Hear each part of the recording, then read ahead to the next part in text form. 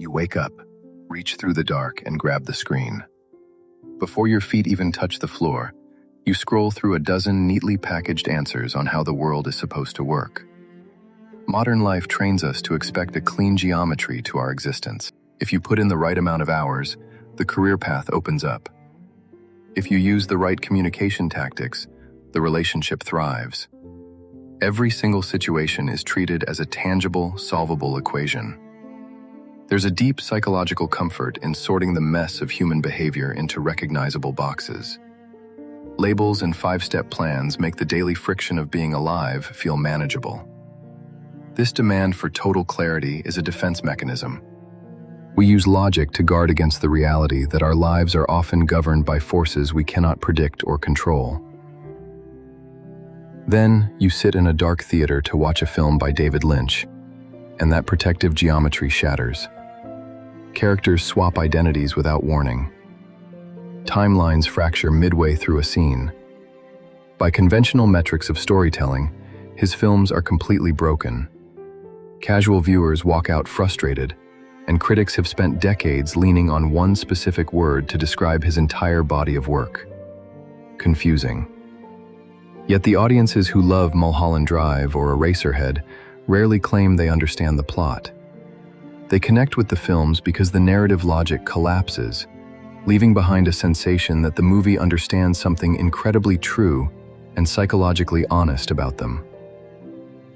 Why does a complete collapse of narrative logic feel closer to the truth than a perfectly explained story? The answer starts with how Lynch views a frame. He didn't begin his career in a traditional film school trying to write screenplays. He studied fine art in Philadelphia, learning to communicate through the visceral language of texture, light, and mood. Before that, his childhood was a transient blur of relocations across small towns. He spent his youth observing the strange, rotting wood and hidden insects lying just past the edge of perfectly manicured suburban lawns. He carried this perspective into cinema, developing a strict artistic philosophy. He refuses to explain what a scene or symbol means, because doing so collapses a profound private experience into a flat, dead answer. By starving the audience of logical plot points to analyze, he strips away our intellectual defenses. You cannot think your way through his films. You are forced to navigate his worlds through raw, vulnerable feeling. The reason this method works so well is tied to a specific psychological concept. In 1919, Sigmund Freud wrote an essay defining a unique emotional sensation he called the uncanny. This diagram illustrates the core of Freud's theory. The uncanny is not the terror of an alien monster. It is the exact moment the safe, the domestic, and the familiar curdles into something distinctly sinister. The mechanism terrifies us because it entirely bypasses the rational parts of the human brain. We have no intellectual defense against something our mind previously categorized as safe. It operates like the language of dreams. The subconscious communicates truths and anxieties that our waking mind actively works to suppress. The uncanny takes a ceiling fan, a quiet diner, or a velvet curtain, and subtly strips away their usual context. The mundane objects remain, but they are infected with a quiet dread. We are repulsed by this feeling, yet magnetically drawn to it.